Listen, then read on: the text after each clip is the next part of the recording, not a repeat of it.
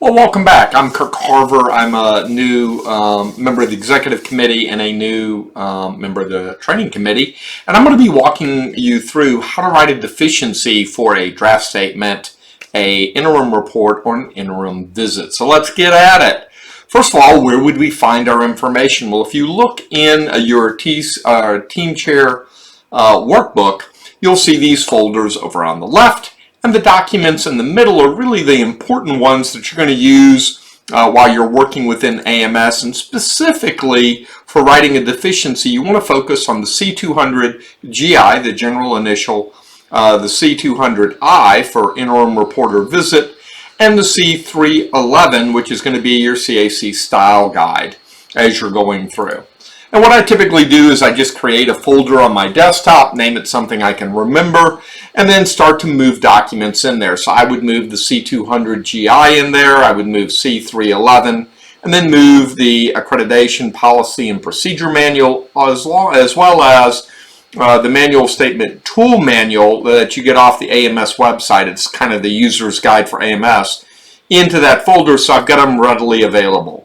You want to focus whenever you're writing a finding on C311 and making sure that your verbs agree with the finding. So there are verbs and phrases associated with a deficiency, associated with a weakness, and associated with a concern. And you want to make sure you don't have verb confusion, that they all kind of align. And you also want to follow C200 GI or C200I as it relates to the formatting that you have for the individual finding, and especially so if it's a multi-factor finding and you don't want to fall into the pit of despair or the trap of despair associated with this. Well, let's start with some definitions. This is what's coming out of the policy and procedure manual, and you can see key phrase there is that a criterion, policy, or procedure is not satisfied. And therefore it's not in compliance, and therefore it's not going to be accredited. And you can see, looking at the statistics in 2022, at the draft statement level, it's still a pretty small number, 12. And when we get to the final statement, it's a very small number. Only 3 programs in 2022 did the commission recommend not accrediting or not starting accreditation. Now, when we look at any finding, be it a deficiency, weakness, or a concern, we're going to follow a three-statement format. We're going to state the criteria exactly. Not almost exactly, but exactly. We're going to then have a section where we talk about what the team observed, and then what was the impact on the program or the students. As I mentioned, you want to be very careful on your verb choice. And if you go to 311, you'll see at the top of the document, it's not a very long document, but you'll see at the top of the document this kind of breakdown. And again, you want to use those phrases or verbs that are over in that far left column. Is not satisfied, does not provide, was non-existent, no indication, no evidence. Those are all indications of non-compliance. Okay, and you can kind of compare and contrast that with the weakness and the concerns. And what happens is, if you use some of these phrases in the weakness and concern, and you're trying to convey a deficiency, Editor 1 and Editor 2 and the full commission and the consistency committee are all going to get very, very confused. And that leads to much more writing on your part, and you don't want to do that. So just use one of those phrases or something that conveys the same meaning as one of those phrases that you find in C311. Now, when you're looking at the three-statement format for a deficiency, here we go. Let's look at this. So again, we're going to state the criterion completely. You can see that in yellow. We're then going to have this pretty lengthy section where we're talking about what the visiting team observed. Notice the key phrase there, no evidence. Okay, no evidence that this is being done. And then when you get down to the negative impact, we're not regularly assessing and evaluating student outcomes. It's not partial, we're not. And so again, that is an indication of a potential deficiency. So let's look at a problem statement here.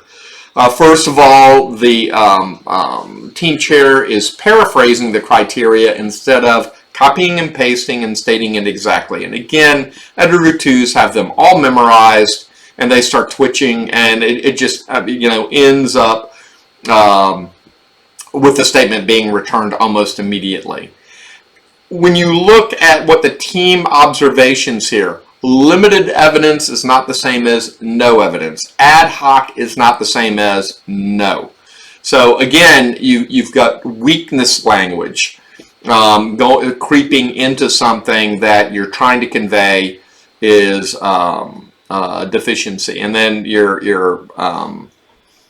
finally, it's criterion, not criteria. You'd find that in 311. Is satisfied is language associated with a weakness or a concern or no finding, limited but effective, weakness of a concern. So again, editor 1, editor 2, consistency committee go crazy with this kind of language, and it's going to ask you to rephrase it so that you're consistent. If you're recommending a deficiency, then it's a deficiency, but that would be a no evidence, not satisfied, not observed, that type of language. All right, very good. Let's move now into multi-factor pit of despair. And what happens is sometimes you're going to have a single criterion with multiple factors contributing to it. And this just has a specific format. You can find that format in C200 GI, and there's a way of editing it. But a couple of cautions here. First of all, a multi-factor finding is when multiple parts of the same criteria have shortcoming. And then you're going to use the formatting that you see here. The following factors contribute to the deficiency, statement 1, statement 2, both of which, etc., all of which are following a three-part structure. What is not a multi-factor finding is when you have multiple shortcomings for the same part of the criteria. Okay? And in that case, you're just going to use the normal formatting that I just showed you in a couple of slides. So let's look at some examples of multi-factor findings. So here's one. And again, I've tried to lay out, this is it done the wrong way. Okay, so you've got a criteria missing or stated, but you're missing part of it. You've got the first factor, you've got a little bit of the second factor, and then you have this long run-on sentence where you're trying to pull it all back together. Okay, so it's just the wrong format. And when you start to move it to the right format, look here, we have the following factors contributing to this deficiency. We state each of the parts of the criteria, we state each of the observations, and we state each of the findings, or the impact, associated with it. And again, the exterior appearance of your editor 1 and editor 2 are not going to change, but on the inside, they're going to be dancing for joy. You got this right. And a lot of team chairs really struggle with this, given the complexity of it. So anyway, some key findings associated with writing a deficiency. First of all, they're not that common. It's pretty rare, but it does happen.